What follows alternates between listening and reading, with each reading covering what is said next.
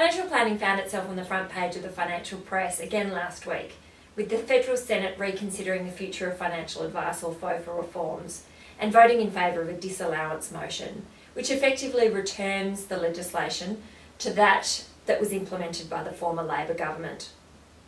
As this legislation has twisted and turned its way through the parliamentary process over the last 3 years, it's been difficult to keep track of what it actually means. So I thought it would be good to reflect on what the implications are and how we believe we need to respond at Affinity Private. The FOFA legislation is really a piece of consumer protection law, and it deals really with three things. Firstly, how financial planners can get paid, and deals with things like commissions, what financial planners need to disclose to their clients on an ongoing basis, so fee disclosure statements, and ensuring that clients are actually getting what they want and understanding what they pay on an ongoing basis, so the opt-in requirement. So firstly, commissions and how financial planners get paid. We believe that financial planning needs to be a genuine exchange of value, that there are real advice needs that are being met by financial advice, and that clients are paying a sustainable fee for that value that's been created. We believe that fees should be a reflection of the intensity and complexity of clients' needs. And in fact, even though as assets increase in value, often complexity also increases, that's not always the case. And as such, each client needs to have a fee tailored for them and be a reflection of the resources we need as a business to deliver to their needs. This is different from how a commission or an asset-based fee works. And we believe that there can be unconscious biases created towards certain strategy or product outcomes by these sort of fee models. And that's why, regardless of what the legislation requires, we'll continue to work exclusively on our fee-for-service flat dollar fee model. The second is fee disclosure statements. And as you'll know, we've embraced this process, sending out a comprehensive fee disclosure statement on an annual basis to each of our clients in July.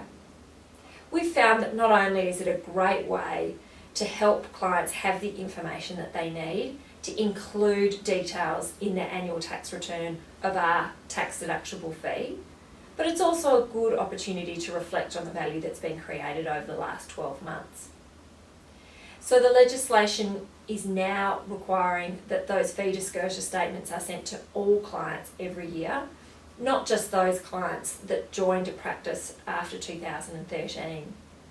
That was our philosophy all along, and we'll continue to deliver to that philosophy.